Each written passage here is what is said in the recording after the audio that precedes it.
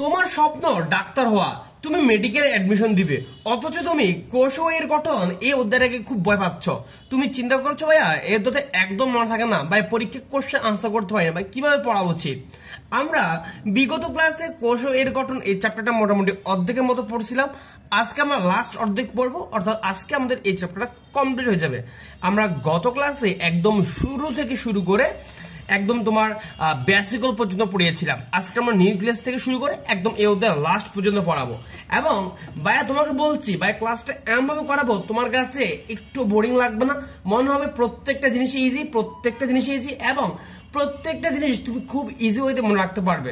তো চলো ভাইয়া কথা না বাড়িয়ে শুরু করে দিচ্ছি। আমরা আজকে যে টপিকটা পড়বো সেটা হচ্ছে ভাই নিউক্লিয়াস। একটা খেয়াল করো, নিউক্লিয়াসটা একটু আসো। নিউক্লিয়াসকে বেশ কয়েকটা নামে ডাকা হয়। কি কি ভাইয়া? তোমার কোষের মস্তিষ্ক বলা হয়, কোষের প্রাণকেন্দ্র বলা হয়, কোষের কেন্দ্রিকে বলা হয়। অর্থাৎ কোষের সবকিছু, কোষের মেইন জিনিসটা হচ্ছে কি নিউক্লিয়াস। তার পরীক্ষা যদি তোমাকে কোশ্চেন করা হয় যে নিচের কোনটিকে কোষের মস্তিষ্ক নামে অভিহিত করা হয়, বা নিচে কোনটা কোষের প্রাণকেন্দ্র, নিচে কোনটা কোষের কেন্দ্রিকা, বলতে পারবে না, সেটা হচ্ছে কি নিউক্লিয়াস। সেটা কি ভাইয়া? নিউক্লিয়াস। অর্থাৎ নিউক্লিয়াস হচ্ছে কি তোমার একদম বস। নিউক্লিয়াস কি বস, নিউক্লিয়াস কি আমাদের বস। একটু খেয়াল করো, বিজ্ঞানী রবার্ট ব্রাউন হচ্ছে তোমার অর্কিড পত্রকোষে নিউক্লিয়াস আবিষ্কার ও নামকরণ করেন। তাহলে পরীক্ষা যদি কোশ্চেন করা হয় নিউক্লিয়াসের আবিষ্কারক নামকরণ কে করেন, তোমার কে? Robert brown. কি ভাইয়া? Robert brown. এবং কোন পত্রকোষে নিউক্লিয়াসটা আবিষ্কার করেছিলেন সেটা হচ্ছে কি ভাইয়া? অর্কিড। সেটা কি ভাইয়া? অর্কিড। এখান থেকে এতটুকু জানো। এরপর আমাদের কি লাগবে? এরপর আমাদের লাগবে যে আসলে এই যে নিউক্লিয়াসটা কোথায় থাকে কোথায় থাকে না, এই জিনিসটা লাগবে পরীক্ষার জন্য। খুবই খুবই খুবই ইম্পর্টেন্ট। আমাদের পড়তে হবে, পড়ার সময় আমাদেরকে বুঝে ফেলতে হবে যে পরীক্ষা আসলে কোশ্চেনগুলা কি টাইপসের হতে পারে বা কিভাবে আসতে পারে, যাতে আমি পরীক্ষার সময় কোশ্চেন দেখে মানে মনে হবে না যে আমি আকাশ থেকে পড়লাম।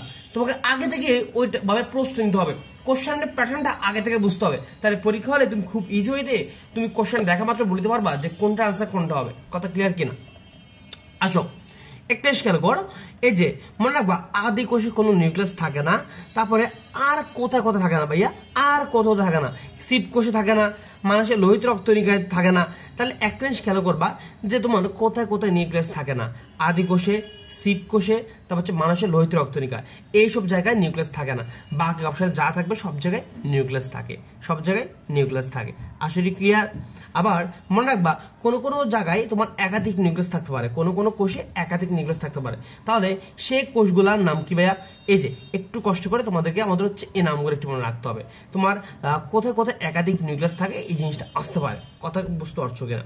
আর পরীক্ষার জন্য ভাই মারাত্মক লেভেলে একদম ইম্পর্টেন্ট একটা কোশ্চেন, যে স্পার্ম বা শুক্রাণুর কত পার্সেন্ট নিউক্লিয়াস? স্পার্ম বা শুক্রাণুর 90% হচ্ছে কি নিউক্লিয়াস। স্পার্ম বা শুক্রাণুর কত পার্সেন্ট নিউক্লিয়াস? 90% হচ্ছে কি নিউক্লিয়াস। আর ভুল করবা? ওকে ওকে, এরপর আসো। এরপর ভাইয়া এই যে নিউক্লিয়াসের কাজ তো অনেকগুলা না ভাইয়া, সবকিছু লাগবে না। জাস্ট একটা কথাই মনে রাখবা যে নিউক্লিয়াস কোষের সব ধরনের জৈবিক কাজ নিয়ন্ত্রণ করে। যার আমরা একটা বললাম যে একে বলা হয় কি কোষের মস্তিষ্ক বলা হয়, কোষের প্রাণকেন্দ্র বলা হয়।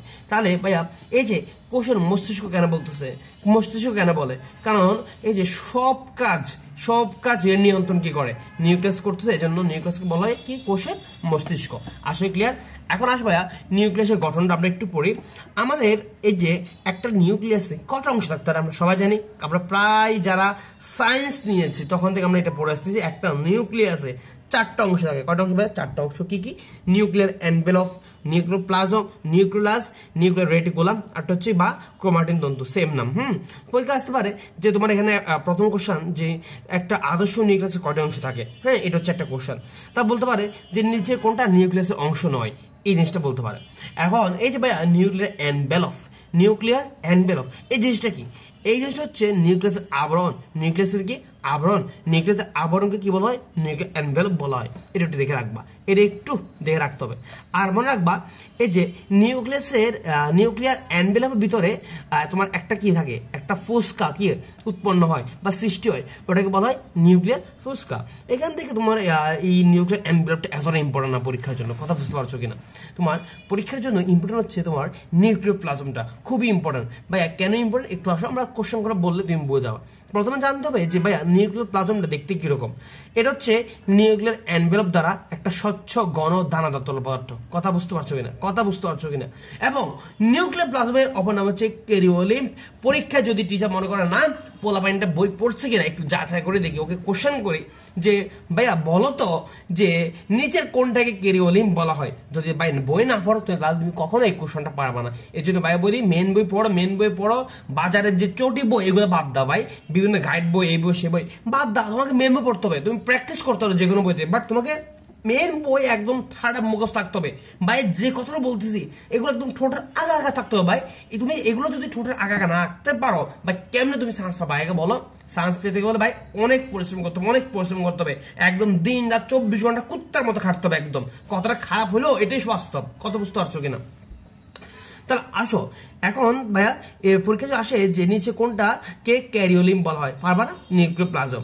এরপরে তোমাকে যদি বলা হয় ভাই নিউক্লিয়াসের কাজ তো অনেকগুলা, ইম্পর্টেন্ট কাজ বলতে তিনটেই আছে মনে রাখবা। এটা হচ্ছে ক্রোমাটিন চালিকা ধারণ করে, নিউক্লিয়াস ধারণ করে এবং এনজাইমের কার্যকলাপের মূল ক্ষেত্র হিসেবে কাজ করে। এটা খুব ইম্পর্টেন্ট, ভালো করে টাকা রাখো।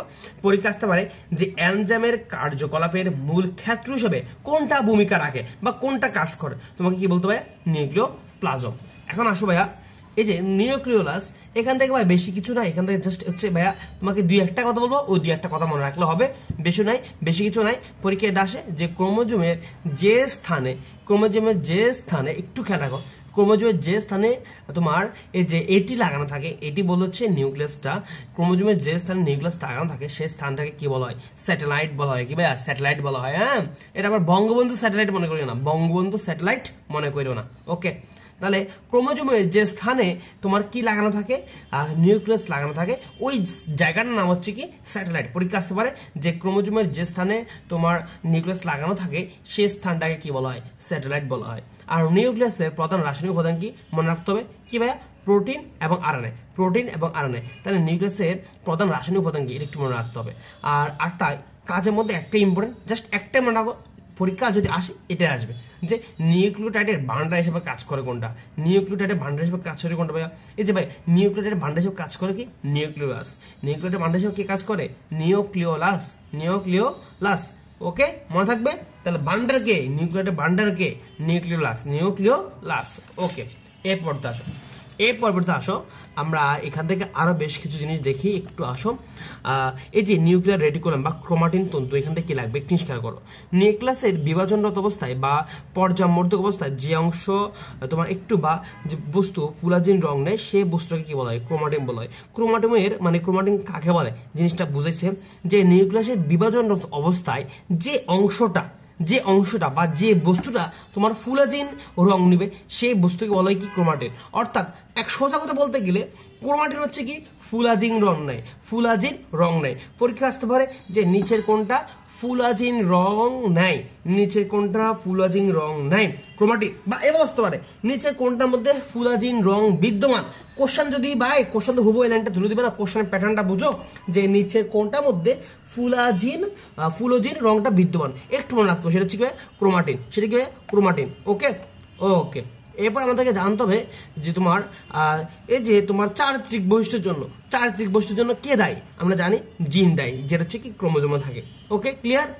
ওকে, এরপর আমার দেখতে হবে তোমার একটি আসো যে প্রতিটা ক্রোমোজোম হচ্ছে রাসায়নিকভাবে ডিএনএ, আরএনএ, হিস্টোন, নন হিস্টোন প্রোটিন দিয়ে গঠিত।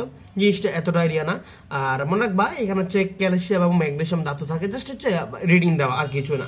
সবচেয়ে ইম্পর্টেন্ট কথা হচ্ছে ভাইয়া নিউক্লিয়ার যে রেটিকুলাম সেটার কাজ হচ্ছে কি? বংশগতি বৈশিষ্ট্যের ধারক ও বাহক হিসেবে কাজ করা। নিউক্লিয়ার রেটিকুলামের কাজ কি? বংশগতি বৈশিষ্ট্যের ধারক ও বাহক হিসেবে কাজ করা। পরীক্ষা আসতে পারবা যদি বলা হয় বংশগতি বৈশিষ্ট্যের ধারক ও বাহক হিসেবে কে কাজ করে, তোমাকে কি বলতে হবে ভাইয়া? Nuclear reticulum. তাহলে মোটামুটি আমাদের আমরা যে এতক্ষণ পড়তেছিলাম নিউক্লিয়াস থেকে মোটামুটি আমাদের আর তেমন কিছু নাই। এখন আসো ভাইয়া এই যে ক্রোমোজোম না, এই টপিকগুলো ভাই তুমি যদি বই থেকে পড়তে যাও মাথা একদম ঘুরে যাবে। তো ভাই চেষ্টা করবো যতটা সম্ভব হচ্ছে মানে তোমাদেরকে ইজি করে পড়ানো যায়, বা যেভাবে তোমরা হচ্ছে পড়লে ভালো মনে রাখতে পারো। ভাইয়ের টার্গেট হচ্ছে এটা, ঠিক আছে? ভাই চাচ্ছি হচ্ছে তোমরা যাতে পরীক্ষা ভালো করো, পরীক্ষায় ভালো করো। এখন পরীক্ষা ভালো করার জন্য বা মনে রাখতে গেলে আমাদের যেভাবে পড়তে হবে আমাদের ঠিক সেটাই ফলো করতে হবে। যে অংশটা বই থেকে পড়বো সেটা তো বই থেকে পড়লাম, আর যে অংশটা দেখতেছি না একটু কঠিন, একটু গুছিয়ে আমাদেরকে লিখে লিখে পড়াশোনা করতে হয়, ওই অংশটা আমরা ওইভাবে পড়বো। কথা বুঝতে পারছো কিন্তু? আসো ভাইয়া, এই যে ক্রোমোজোমটা একটা ভাইয়া স্পেশাল নোট থেকে পড়াবো, একটা জিনিস খেয়াল করো, একটা জিনিস খেয়াল করো। এই যে ক্রোমোজোম, ক্রোমোজোম হচ্ছে কি ভাইয়া বংশগতি ধারক ও বাহক। বংশগতি ধারক বাহক আমরা সবাই জানি। আর এখান থেকে বেশ কিছু নাম লাগবে, একটু আসো। যদি বলা হয় ক্রোমোজোমটা সর্বপ্রথম কে দেখেন বা কে প্রত্যক্ষ করেন, তোমাকে কে বলতে ভাইয়া? কার্ল নাগেলি। কার্ল নাগেলি, হ্যাঁ, নাগিন নাগিন। আর যদি বলা হয় ক্রোমোজোমটা কে নামকরণ করেন? ওল্ডিয়ার। যদি বলা হয় সুতার মতো দেখেন কে, মানে ক্রোমোজোম যে এই ক্রোমোজোমকে সুতার মতো কে দেখেন? হ্যাঁ, বার্জার। আবার বার্গার বলে ফেলিও না, হ্যাঁ, মনে রাখতে পারো যে সুতার মতো দেখছে কে? বার্গার। হ্যাঁ, কে দেখছে ভাইয়া? বার্গার। এবার আসো, ক্রোমাটিন নামকরণটা কে করছে? Walter Fleming. Walter Fleming, Walter Fleming. আর সর্বপ্রথম মানুষের ক্রোমোজোম সংখ্যা প্রকাশ করেন কে? পেইন্টার। এখন আসো আমরা একটু ক্রোমোজোম সংখ্যা নিয়ে একটু আলোচনা করি। মনে রাখবা ক্রোমোজোম সংখ্যা তোমার 2 থেকে শুরু হয় এবং সর্বোচ্চ 1600 পর্যন্ত হতে পারে, অর্থাৎ সর্বনিম্ন 2, সর্বোচ্চ 1600 পর্যন্ত হতে পারে। এবং এই যে প্রাণীদেহে তোমার প্রাণীদেহে সর্বনিম্ন ক্রোমোজোম সংখ্যা কত? মনে রাখবা প্রাণীদেহে সর্বনিম্ন ক্রোমোজোম সংখ্যা হচ্ছে 2, যেটা হচ্ছে কি গোল কৃমির। তাহলে গোল কৃমির যদি বলা হয় ক্রোমোজোম সংখ্যা কত? 2। প্রাণীদেহে সর্বনিম্ন ক্রোমোজোম সংখ্যা কত? সেটাও 2। আর যদি বলা হয় প্রাণীদেহে সর্বোচ্চ ক্রোমোজোম সংখ্যা কত? বলতো 1600, যেটা হচ্ছে কি ভাইয়া? রেডিওলারিয়ার। রেডিওলারিয়ার, রেডিওলারিয়ার। তাহলে রেডিওলারিয়ার ক্রোমোজোম সংখ্যা কত? সেটা বললো 1600। যদি বলা হয় প্রাণীদেহে সর্বোচ্চ ক্রোমোজোম সংখ্যা কত? তা হচ্ছে কত ভাইয়া? 1600। কথা ক্লিয়ার কিনা? এরপর আসো আমরা প্রাণী নিয়ে বললাম, একটু উদ্ভিদ নিয়ে পড়বে না? আসো উদ্ভিদ নিয়ে পড়ে। উদ্ভিদে তোমার সর্বনিম্ন ক্রোমোজোম সংখ্যা কার? এটা একটু মনে রাখতে হবে। পুষ্পক উদ্ভিদের, জাস্ট নামটা মনে রাখলে হবে। আর উদ্ভিদে সর্বোচ্চ ক্রোমোজোম সংখ্যা কার? সেটা হচ্ছে ফার্ন বর্গীয় উদ্ভিদের। কত ভাইয়া? সেটা 1200। তাহলে একটু মনে রাখবা যে প্রাণীদের সর্বনিম্ন কার, সর্বোচ্চ কার, ঠিক সেম ভাবে উদ্ভিদের মধ্যে সর্বনিম্ন কার আছে, সর্বোচ্চ কার আছে, এই জিনিসটি মনে রাখতে হবে। এখন পরীক্ষার জন্য মারাত্মক লেভেলে একটা ইম্পর্টেন্ট, সেটা হচ্ছে ভাইয়া এই যে ক্রোমোজোম সংখ্যা। ভাই বলি তোমাদের বইয়ের মধ্যে একটা বক্স দেওয়া আছে, এই যে এই বক্সটা, এই যে এই বক্সটা। এখন ভাই এই বক্সটা তুমি যদি সারাদিন বলো ধান 24, গম 42, ভুট্টা 20, পেঁয়াজ 16, সারাদিন যদি এভাবে পড়ো মুখস্থ হবে না, মুখস্থ হবে না, পরীক্ষা তুমি আনসার করতে পারবা না। আসো আমরা কিভাবে পড়বো দেখো। গৃহমাছি, গৃহমাছি মানে হচ্ছে কি? গৃহ মানে কি? বাড়ি। গৃহ মানে কি? বাড়ির মাছি। গৃহমাছি মানে কি? বাড়ির মাছি। তাহলে গৃহ মানে হচ্ছে বাড়ি, বাড়ি মানে হচ্ছে কত? 12। তাহলে গৃহমাছির ক্রমজ সংখ্যা কত? 12। সোনা ব্যাংক, দেখো সোনা ব্যাংক মানে হচ্ছে কি? সোনা ব্যাংক হচ্ছে স্বাধীনতা দিবস। তোমাদের স্বাধীনতা দিবস কয় তারিখে? আমরা সবাই জানি 26। হ্যাঁ, 26 তারিখ না? তো আমরা বলবো কি 26, পারবো না? একদম ইজি। কিউলেক্স মশা, কিউলেক্স মশা যে নামে লেখা আছে যে কিউলেক্স মানে হচ্ছে কিউব। কিউব নাম দেখে বলবো ভাই, মুখস্থ কেন করবো? নাম দেখে যদি আনসার বলা যায় মুখস্থ কেন করতে যাবো বাজি? এই যে কিউলেক্স মশা, কিউব হচ্ছে কি? কিউব। কিউবের তোমার একটা খেয়াল করবা, কিউবের তোমার কয়টা তল থাকে? 6টা। এবার চিনে বাদাম, চিনে বাদাম মানে হচ্ছে চিতে, চিনে বাদাম চিতে হচ্ছে কি? 40। তাহলে ভুট্টা, ভুট্টা হচ্ছে কি? 20। হ্যাঁ, ওই যে বলো না ভুট্টো সাহেব, ভুট্টো সাহেব, হ্যাঁ, ওই যে আমাদের মুক্তিযুদ্ধ আমাদের কথা আর কি। ভুট্টো হচ্ছে কি? 20। ওকে, এরপর আমরা এই যে জব, পাট, শসা এগুলোর ক্রমিক সংখ্যা কত? সেম। আমরা মনে রাখবো জাপাসার 14 গোষ্ঠী। জাপাসার কি ভাইয়া? 14 গোষ্ঠী। যত হচ্ছে জব, পদ হচ্ছে পাট, শত হচ্ছে কি? শসা। এগুলো সবগুলার ক্রোমোজোম সংখ্যা কত ভাইয়া? 14। এরপর আসো 18 বছর আগে বিয়ে করলে বাপে মূলও দিবে না। বাপরে বাপ, তুমি তো মানে বিয়ে করার জন্য পাগল। এখন 18 বছর আগে বিয়ে করলে তোমার তো ঘর ঢুকতে দিবে না, তুমি কিছু তো খাবার পাবে না, এমনকি মূলও পাবে না। মাংস ভাত থাক দূরের কথা, তুমি মনে করতেছ বিয়া করে ফেললাম, ঘরে গেলাম, আব্বু আম্মা আমাকে বিরিয়ানি খাওয়াবে, হ্যাঁ, মাংস দিয়ে ভাত খাওয়াবে না, তোমাকে মূলও দিবে না। তোমার বাপ তোমার কি দিবে না? মাংস থাক দূরের কথা, মূলও দিয়েও ভাত খেতে দিবে না, ঘর থেকে দূর করে দিবে। হ্যাঁ, ফোলা বিয়া করছে, ফোলার কি নাই, ফোলা পড়ালেখার কোনো খবর নাই, ফোলার ইনকাম নাই, ফোলা বিয়া করে ফেললো। তাহলে 18 বছর আগে বিয়ে করলে বাপে মূলও দিবে না। এই যে বাপ মানে হচ্ছে কি? বাঁধাকপি, পদ হচ্ছে কি? পেঁপে, মূলা মানে হচ্ছে মূলা। এর তিনটার ক্রমজ সংখ্যা হচ্ছে কত? এই যে 18। আর এই যে আমরা ইঁদুরের ক্রমজ সংখ্যা কত? আমরা রাখবো ইঁদুরের 40। 40 মানে হচ্ছে কি 40, তাহলে ইঁদুরের ক্রমজ সংখ্যা কত ভাইয়া 40। এরপর আসো, এরপর আমরা মনে রাখবো এই যে টমেটো, ধান, এগুলোর ক্রমজ সংখ্যা কত মনে রাখবা। টক দানের 24, টক দানের 24, মজা করে বললাম আর কি, টক দানের 24। তাহলে টক হচ্ছে কি টমেটো, দান মানে হচ্ছে ধান, এই সবগুলোর ক্রমজ সংখ্যা হচ্ছে 24। এখন দেখো এই যে ধান, ধান হচ্ছে কত 24, তুমি 24কে উল্টা করো, 24কে উল্টা করলে কি হবে 42। ঠিক সেম ভাবে আমরা ধানের বদলে কি, ধানের বদলে আমরা কিন্তু মানে যে তোমার যে গম দিয়ে যে মানে আটা বানাই, ওটাও কিন্তু খাই বাঁচতে পারে। যেরকম দেখো, যেরকম সংখ্যার উল্টা হচ্ছে 42, সেরকম ধানেরও বিপরীত হচ্ছে কি গম। সেম না, একটু কি মিল না? হ্যাঁ, তাহলে ধান বললে 24, গম বললে ধানের উল্টাটা। এরপর মনে রাখবা একটু আসো যে মানুষ, হ্যাঁ মানুষ, তারপর হচ্ছে রেশম পোকা, এদের ক্রমজ সংখ্যা কত 46। ভাইয়া কেমনে রেশম পোকা কেমনে ভাইয়া দেখো, মানে আমরা বলি না রেশমি এদিকে আসো, তোমার বান্ধবী হচ্ছে রেশমি, রেশমি এদিকে আসো, তাহলে একটু রেশম বা রেশমি এটাও কিন্তু মানুষের নামের মতো। সো মানুষ বলুক আর রেশম পোকা বলুক, সব বল হচ্ছে 46। এবং তুমি যদি 46 থেকে জাস্ট 2 বিয়োগ করো তাহলে হচ্ছে কত 44। এই 44 হচ্ছে খরগোশের কলার ক্রমজ সংখ্যা। এখন 46 এর সাথে তুমি যদি জাস্ট 2টা যোগ করো তাহলে হয় কত হবে 48। এগুলো হচ্ছে গরিলা, গোলালুর ক্রোমোজোম সংখ্যা। এখন একটা খেয়াল করো, মানুষ, রেশম পোকা এগুলোর ক্রোমোজোম সংখ্যা কত তোমার 46 বা 46।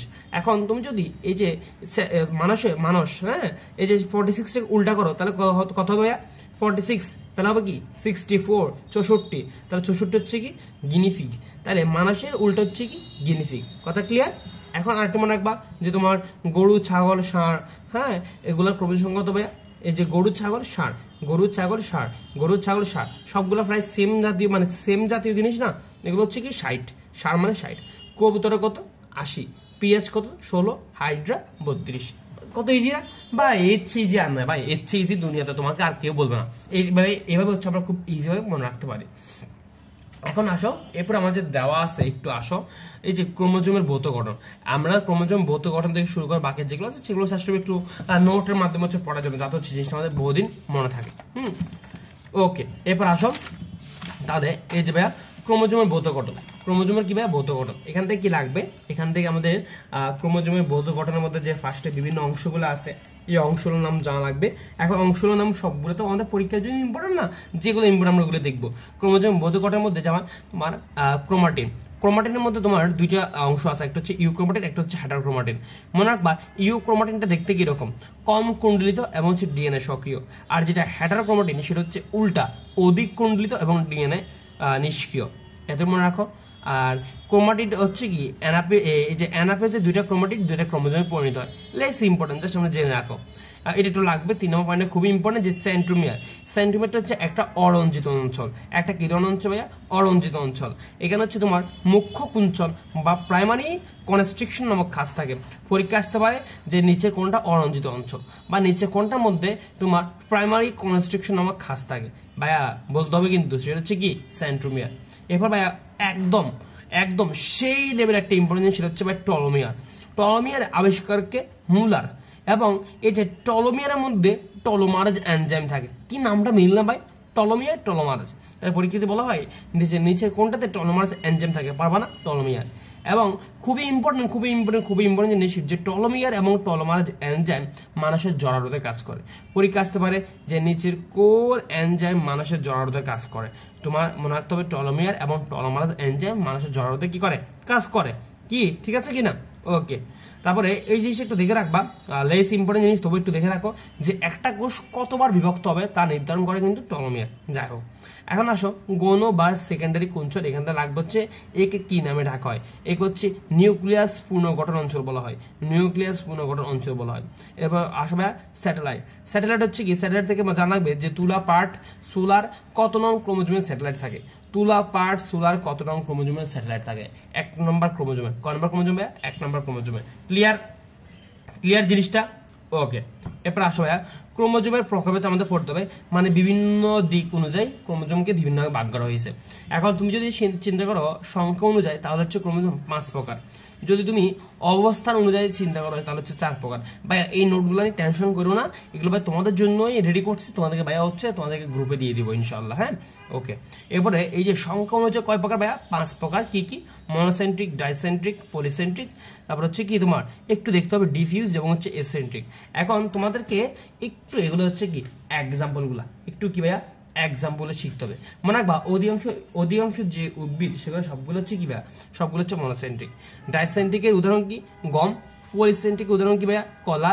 এবং ডিফিউজড মনে রাখবা ডিফিউজে তোমার সুস্পষ্টভাবে সেন্ট্রুমে থাকে না। পরীক্ষা এখান থেকে কোশ্চেন আসতে পারে, উদাহরণগুলো থেকে আসবে যে নিচের কোনটাতে সুস্পষ্টভাবে সেন্ট্রুমে থাকে না, একটু জানতে হবে, সেটা হচ্ছে ডিফিউজ। আর যদি বলা হয় কোনো সেন্ট্রুমে থাকে না কোথায়, সেটা হচ্ছে এসেন্ট্রিক।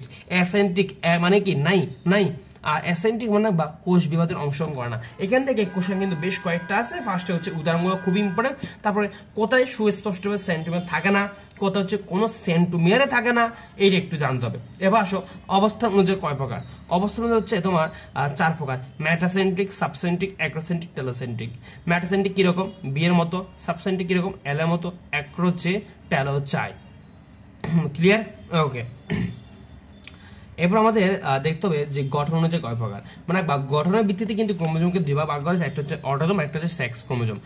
পরীক্ষা এটা আসে যে অটোজোম কয় জোড়া, সেক্স ক্রোমোজোম কয় জোড়া। এটা আমরা সবাই জানি যে সেক্স ক্রোমোজোম 1 জোড়া বা 2টা, কিন্তু এটা পরীক্ষা আসে যে অটোজোম কয় জোড়া, 22 জোড়া বা তোমার 44। যদি টি আকারে বলে, সংখ্যা আকারে বলে তাহলে হচ্ছে 44, আর যদি জোড়া আকারে বলে তাহলে হচ্ছে 42। ওকে। আর মনে রাখবা সেক্স ক্রোমোজোম হচ্ছে কি তোমার বর্ণান্ধতা বা হিমোফিলিয়ার কি হয়? বাহক হয়, যাকে হচ্ছে সেক্স লিঙ্ক ইনহেরিটেন্স বলে। তাহলে পরীক্ষা যদি বলা হয় নিচে কোনটা বর্ণান্ধতা বা হিমোফিলিয়ার বাহক, তোমাকে বলতে হবে কি? Sex chromosome. তোমাকে কি বলতে হবে? Sex chromosome. কথা ক্লিয়ার কিনা? কথা ক্লিয়ার কিনা? ওকে। এরপর আসো, এখন হচ্ছে ভাই আমরা ক্রোমোজোমের রাসায়নিক গঠনটা পড়ি। একটু আসো, ক্রোমোজোমটাকে মেনলি হচ্ছে তোমার 2টা ভাগে ভাগ করা হয়েছে, একটা হচ্ছে নিউক্লিক অ্যাসিড, একটা হচ্ছে কি ভাই প্রোটিন। এখন এই নিউক্লিক অ্যাসিড হচ্ছে আবার 2 ধরনের, একটা হচ্ছে ডিএনএ, একটা হচ্ছে আরএনএ। এখান থেকে মানে ডিএনএটা কত পার্সেন্ট? 45%। এখন এই যে ভাই প্রোটিন, এই যে প্রোটিন নিয়ে প্রথম কথা মনে রাখবা, ক্রোমোজোমের মূল কাঠামো গঠনকারী রাসায়নিক উপাদান কোনটা? প্রোটিন। পরীক্ষা যদি বলা হয় ক্রোমোজোমের মূল কাঠামো গঠনকারী রাসায়নিক উপাদান কোনটা, সেটা হচ্ছে কি ভাই প্রোটিন, ভুল করা যাবে না। এখন প্রোটিনের মধ্যে হচ্ছে 2 ধরনের, একটা হচ্ছে নিম্ন আণবিক বিশিষ্ট, একটা হচ্ছে উচ্চ আণবিক বিশিষ্ট। এখন তোমাকে জানতে হবে যে নিম্ন আণবিক বিশিষ্ট কারা আছে, একটা হচ্ছে হিস্টোন প্রোটিন, একটা হচ্ছে প্রোটামিন। আর উচ্চ আণবিক বিশিষ্ট কারা আছে, একটা হচ্ছে আরএনএ পলিমারেজ, একটা হচ্ছে ডিএনএ পলিমারেজ। তাহলে পরীক্ষা যদি বলা হয় নিচে কোনটা নিম্ন আণবিক বিশিষ্ট প্রোটিন, নিচে কোনটা উচ্চ আণবিক বিশিষ্ট প্রোটিন, পারবা না? অবশ্যই পারার কথা। ওকে। এখন তোমাকে মনে রাখতে হবে যে নোটটা একটু খেয়াল রাখবা যে ক্রোমোজোমে তোমার কোন কোন আয়ন থাকে, একটু দেখে রাখবা। আর ক্রোমোজোমের ডিএনএ এবং হিস্টোন অনুপাত কত, মারাত্মক লেভেল ইম্পর্টেন্ট, 1:1। আর বিটা ক্রোমোজোম নিয়ে একটু মনে রাখবা যে এটা হচ্ছে বুটটা উলট চন্ডালে থাকে, এর মধ্যে যে তোমার উলট চন্ডালটা আছে এর হচ্ছে গেটে বাতের উত্তম ওষুধ। পরীক্ষায় কোশ্চেন করা হয় যে গেটে বাতের উত্তম ওষুধ কোনটা, গেটে বাতের উত্তম ওষুধ কোনটা, সেটা হচ্ছে কি ভাইয়া উলট চন্ডাল। সেটা কি ভাইয়া? উলট চন্ডাল। তারপরে মনে রাখবা এই যে বিটা ক্রোমোজোম হচ্ছে ম্যান্ডেলের সূত্র অনুসরণ করে না, ম্যান্ডেলের সূত্র কি করে না? অনুসরণ করে না। আর এর হচ্ছে অল্প জিন বহনকারী, এর হচ্ছে অকার্যকর বা নন ভাইটাল ক্রোমোজোম। পরীক্ষাতে বলা হয় নিচে কোনটা নন ভাইটাল ক্রোমোজোম, বলতে হবে কি বিটা ক্রোমোজোম। ওকে ওকে। এরপর হচ্ছে তোমাদেরকে এই জিনিসটা ছোট্ট একটা নোট ভাই মনে রাখো, তোমার মেডিকেল বলো ডেন্টাল বলো প্রচুর কোশ্চেন আসে এবং হুলুস্তুর ভুল করে। কেন যে ভুল করে জানি না, কারণ তারা হচ্ছে একটু তোমার কম্বাইন্ড করে পড়াশোনা করতে জানে না, তারা হচ্ছে মিলিয়ে পড়তে জানে না, যার কারণে হচ্ছে তারা ভুল করে। মনে রাখবা যদি বলা হয় শুধুমাত্র ব্লু প্রিন্ট কোনটা, শুধুমাত্র ব্লু প্রিন্ট মানে ব্লু প্রিন্টের আগে পরে কোনো কিছু নাই, just blueprint, normal word. Blueprint বললে সেটা হচ্ছে ক্রোমোজোম। যদি বলা হয় নিচের কোনটাকে ব্লু প্রিন্ট বলা হয়, ক্রোমোজোম। যদি বলা হয় জীবনের ব্লু প্রিন্ট কোনটা, জাস্ট আগে দিয়ে জীবনটা লাগাই দিতে, তখন তোমাকে বলতে হবে যে জীবন বানাম হচ্ছে কি জি, এখানে হচ্ছে জি, জীবন জি মানে জীবন মানে হচ্ছে কি জিন, জীবন মানে মানে দেখো এই যে জিন, এই বটা বাদ দিলে কি আসে জিন, ব বাদ দিলে কি আসে জিন। ভাই নামের মধ্যে লেখা আছে, যদি বলা হয় শুধুমাত্র ব্লু প্রিন্ট বলবো হচ্ছে ক্রোমোজোম। যদি বলা হয় জীবনের ব্লু প্রিন্ট কোনটা, এই যে জীবন মানে কি লেখা আছে বটা বাদ দাও, তাহলে জিন চলে আসে, তাহলে জীবনের ব্লু প্রিন্ট হচ্ছে জিন। যদি বলা হয় ভাই মাস্টার ব্লুপ্রিন্ট কোনটা, তাহলে ভাইয়া মনে রাখবো জিনোম, তাহলে কি বলবা জিনোম। যদি বলা হয় মাস্টার ব্লুপ্রিন্ট কোনটা, তাহলে সেটা হচ্ছে ভাইয়া জিনোম। এই যে মাস্টার মানে হচ্ছে ম আছে এবং জিনোমের লাস্টে কি আছে ম আছে, মনে থাকবে না ভাই। ভুল করে তুমি ভুল কেমন হয় আমি দেখে নিব, ভুল কেমন হয় তুমি জাস্ট বাইরের এটা ফলো করো, ভুল কেমন হয় বাইরে দেখে নিব। এবার আসো তোমার মাস্টার মলিকিউল ব্লুপ্রিন্ট কোনটা, সেটা হচ্ছে কি ডিএনএ বা নিউক্লিক অ্যাসিড। আশা করি এই জিনিসটা যদি ভুল করো মাথা একদম ফাটা ফেলবো, পরীক্ষার জন্য সেই লেভেলে ইম্পর্টেন্ট। এখন আসবে নিউক্লিক অ্যাসিড থেকে কি লাগবে একটু মনে রাখবা, যে মিশার পুজের শ্বেত রক্তকণিকা বা ডাব্লিউবিসিতে দেখতে পান এবং হচ্ছে নামকরণ হচ্ছে নিউক্লিন। তাহলে এই যে শ্বেত রক্তকণিকা বা ডাব্লিউবিসিতে নিউক্লিক অ্যাসিডটা কে দেখতে পান, মিশার, এবং এর নামটা দিচ্ছে নিউক্লিন। আর এই যে নিউক্লিক অ্যাসিড এই নামকরণটা কে করছে, অল্টম্যান ডিএনএ এবং আরএনএ আবিষ্কার করেন কে, এটা জেনে রাখবা। এরপর হচ্ছে নিউক্লিক অ্যাসিডে নাইট্রোজেন কপারসেন্ট থাকে এবং মনে রাখবা এই জিনিসটা খুব ইম্পর্টেন্ট, যে 15% এবং 10% কি থাকে এটা একটু জেনে রাখবা। এরপর আসো নিউক্লিক অ্যাসিড ভাই উপাদান কয়টা মনে রাখবা, মেইন উপাদান 3টা। কি ভাইয়া, নাইট্রোজেন গঠিত ক্ষার বা base, phosphoric acid, pentose sugar. পরীক্ষা আসতে পারে যে নিচে কোনটা নিউক্লিক অ্যাসিডের মূল উপাদান নয়, কোশ্চেন টাইপ কিন্তু সবগুলো তোমাকে বলে দিচ্ছি, তোমাকে একটু জাস্ট এগুলো বারবার রিভাইজ করতে হবে। এখন এই যে নাইট্রোজেন গঠিত যে ক্ষার বা বেস, এটা 2 ধরনের, একটা হচ্ছে ফাইরিন, একটা হচ্ছে ফাইরিমিডিন। এখন আসো ভাইয়া এই যে আমরা মনে রাখবো এই যে ফাইরিন দিয়ে কিভাবে মনে রাখবো, মানে ফাইরিনের এক্সাম্পল এই যে পিউরিনের এক্সাম্পল কি কি আছে, আমরা বলি না এই যে বাচ্চারা পায়খানা করে একটু মনে রাখি না সেটা দিয়ে, যদি আমাদের একটা কোশ্চেন মানে পারা যায় মন্দ কি বল, বাচ্চাদের পায়খানা হচ্ছে কি একদম পিওর পায়খানা, হ্যাঁ, তাহলে পিওর আগা মানে হাগা আগা পায়খানা যাই বলো, পিওর আগা দিয়ে মনে রাখবো হচ্ছে কি, পিওর মানে হচ্ছে ফিউরিন, আগা দিয়ে হচ্ছে কি আত হচ্ছে তোমার এডিনিন, গত হচ্ছে গুয়ানিন। তাহলে তো এই যে ফিউরিনে কে থাকে তোমার আগা মানে হচ্ছে এডিনিন এবং গুয়ানিন থাকে, এবং ফিউরিন হচ্ছে 2 রিং বিশিষ্ট। এবং আসো ফাইরিমিডিন হচ্ছে 1 রিং বিশিষ্ট। ফাইরিমিডিনের এক্সাম্পল কি মনে রাখবাম, এই যে ফাইরি টিসি ইউনিভার্সিটিতে পড়ে, ফাইরি একটা ইউনিভার্সিটিতে পড়ে, নাম হচ্ছে কি টিসি ইউনিভার্সিটি, হ্যাঁ। তাহলে ফাইরি কোন ইউনিভার্সিটিতে পড়ে, টিসি ইউনিভার্সিটিতে পড়ে। আমরা ফাইরিতে মনে রাখবো হচ্ছে ফাইরিমিডিন, টি হচ্ছে কি থাইমিন, সি হচ্ছে সাইটোসিন, হ্যাঁ, আর ইউনিভার্সিটি হচ্ছে ইউরাসিল। তাহলে ফাইরিমিডিনে কোনটা থাকে আশা করি আমরা এই ট্রিক্স দিয়ে বলে ফেলতে পারবো। এখন পরীক্ষা একটা আসে যে ডিএনএ তে কোনটা থাকে না এবং আরএনএ তে কোনটা থাকে না, আমরা এই জিনিসটা প্রায় ভুল করে ফেলি। এই ভাই ভুল করলে হবে না, একদম ইজি জিনিস কি কেউ ভুল করে, ভাই এই জিনিস একদম আমরা ভুল করবো না। একটু আসো আমরা একটু খেয়াল করি সেটা হচ্ছে কি, আসো তোমরা এই যে তোমার ঢাকা ইউনিভার্সিটি নাই, ঢাকা কি নেই ইউনিভার্সিটি নাই, ঢাকা কি নাই ইউনিভার্সিটি নাই। এখন এই যে ঢাকা হচ্ছে ডিএনএ, ঢাকাতে কি নাই ইউরাসিল নাই, হ্যাঁ। এরপরে রমনাই থানা নাই, রমনাই কি নাই থানা নাই। এই যে রমনা দিয়ে হচ্ছে কি আরএনএ, থানা মানে হচ্ছে থাইমিন, তাহলে আরএনএ তে কি নেই ভাইয়া থাইমিন নাই, আরএনএ তে কি নাই থাইমিন নেই। তাহলে ডিএনএ তে কি নাই আরএনএ তে কি নাই, এটা একটু মনে রাখতে হবে, ওকে ক্লিয়ার জিনিসটা, ওকে। এরপর টপিকটা আসো, আমরা অনেক কিছু পড়ে ফেলছি, এখন আসো আমরা ডিএনএ এবং আরএনএ নিয়ে পড়বো, হ্যাঁ, আমাদের বেশি কিছু নাই। আমরা চেষ্টা করছি লাস্টের টপিকগুলো হচ্ছে খুবই জটিল এবং মনে রাখতে অনেক কষ্ট হয় ছেলে মেয়েদের, যাকে আমরা একটু ইজি করে বলার চেষ্টা করছি, একটু তোমাদেরকে গুছিয়ে দেওয়ার চেষ্টা করছি, কথা বুঝতে পারছো কিনা একটু আসো। যেমন প্রথমে ভাইয়া যে ক্লাসটা নিয়েছিলাম তোমাদেরকে, সেটা হচ্ছে ভাইয়া মানে বই দেখে বলছিলাম, কারণ সেটা হচ্ছে ওভাবে পড়লে সবচেয়ে ভালো হবে। এখন দেখছি লাস্টের টপিকগুলো অনেক জটিল, তুমি যদি জাস্ট বই দেখে দাগে পড়ো জিনিসগুলো মনে থাকবে না। এভাবে ভাইয়া যদি গুছিয়ে দিই তাহলে তোমার জন্য বেটার হবে। কয়জনে বা কয়টা প্ল্যাটফর্মে বা তোমাকে এভাবে গুছিয়ে দিয়ে পড়াশোনা, হ্যাঁ, এটা হচ্ছে টিচার দায়িত্ব। ভাই মনে করি প্রত্যেকটা টিচার দায়িত্ব হচ্ছে পড়াগুলো গুছিয়ে দেওয়া, যাতে পোলাপানি এগুলো নিয়ে কষ্ট না করতে হয়। আসো এখন আমরা ডিএনএ এবং আরএনএ নিয়ে পড়ি। এখন ডিএনএ এবং আরএনএ নিয়ে বেশি কিছু নাই, মনে রাখবা ডিএনএ কে বলা হয় বংশগতির ধারক। কি বলা হয় বংশগতির ধারক।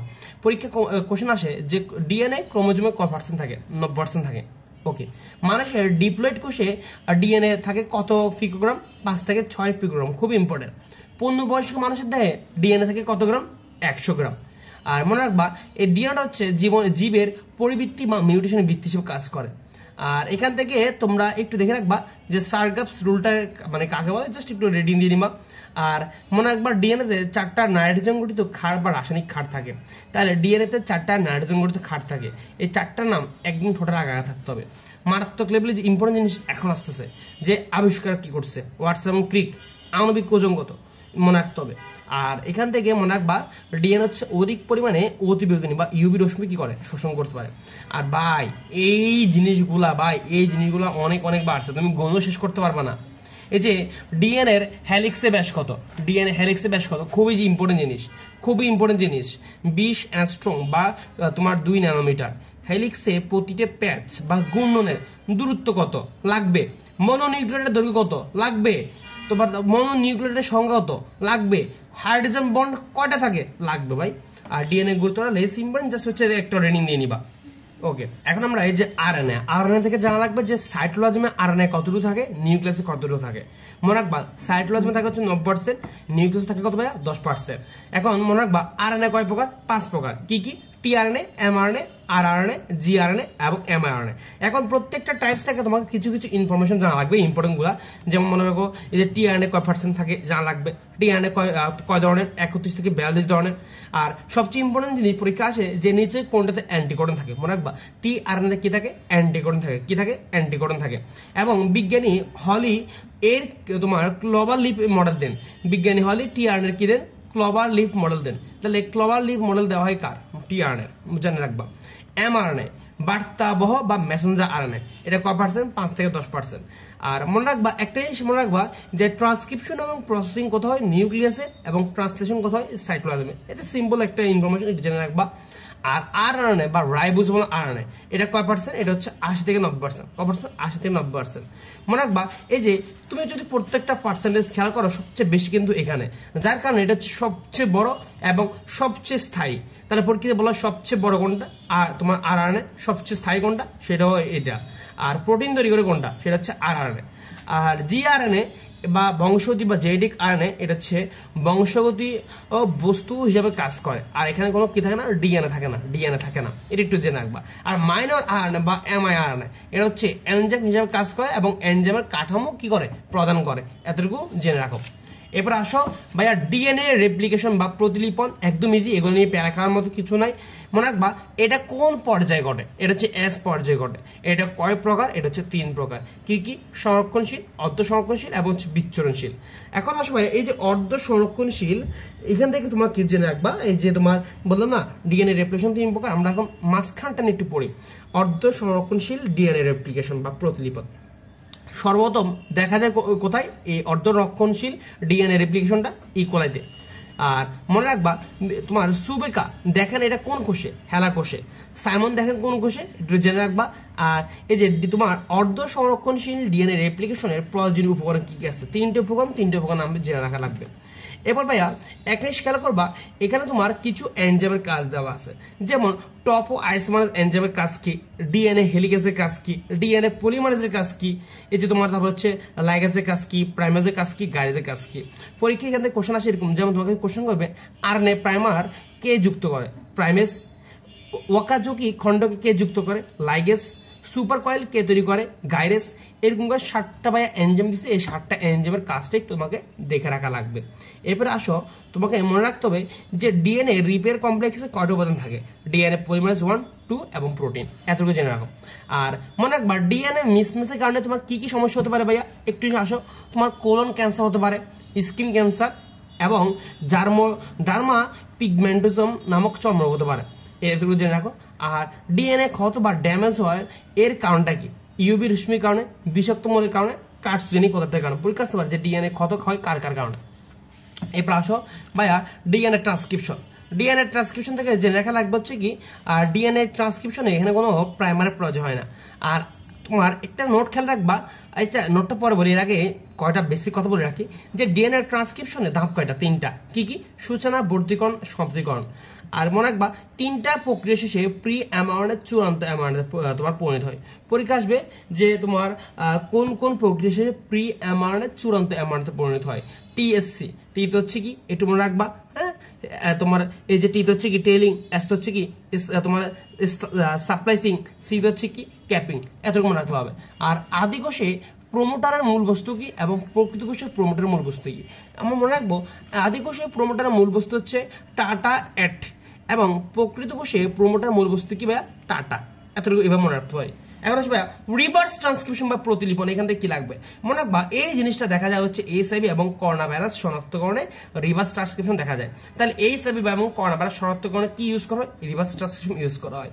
আর এখান থেকে তোমরা এই যে ট্রান্সক্রিপশন এবং হচ্ছে ট্রান্সলেশন একটা যে ডিফারেন্স বা একটা বক্স, এটা একটু রিডিং দিয়ে নিবা। এখানে কিছুই না, কোনটা কোথায় সংগঠিত হয়, যেমন এটা নিউক্লিয়াস, এটা হচ্ছে সাইটোপ্লাজমে, এটা একটু দেখে রাখবা, এখান থেকে এত আহামরি কিছু না।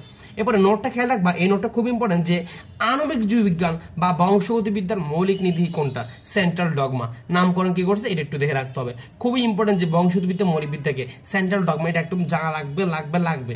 আর এখানে কয়েকটা অ্যান্টিবায়োটিক কি কাজ দেওয়া আছে, তোমার 5টা অ্যান্টিবায়োটিক, কোন অ্যান্টিবায়োটিক কি কাজ করে এটা একটু দেখে রাখা লাগবে, কোন অ্যান্টিবায়োটিক কি কাজ করে। যেন একটা কোশ্চেন পরীক্ষা যদি বলা হয় তোমার পেপটাইড বন্ধনী সৃষ্টিতে বাধা সৃষ্টি করে কোনটা, তোমাকে বলতে হবে ক্লোরোমাইসিন। এরকম করে 5টা অ্যান্টিবায়োটিকের নাম এবং কাজ জেনে রাখা লাগবে। এরপর আসো, এরপর আমরা কি পড়বো, এরপর আমরা পড়বো হচ্ছে তোমার জেনেটিক কোড বা কোডন। জেনেটিক কোড বা কোডন, এই যে জেনেটিক কোড বা কোডন, এটা কয় অক্ষর বিশিষ্ট, এটা হচ্ছে 3 অক্ষর বিশিষ্ট। এটা কি বলো ভাইয়া, ট্রিপলেট কোড বলা হয়। পরীক্ষা আসতে পারে যে নিচে কোনটাকে ট্রিপলেট কোড বলা হয়, জেনেটিক কোড বা কোডনকে। ভাই কেন ট্রিপলেট কোড বলা হচ্ছে, কারণ এখানে 3টি সিকোয়েন্স অফ অ্যামাইনো অ্যাসিড থাকে, কথা ক্লিয়ার কিনা।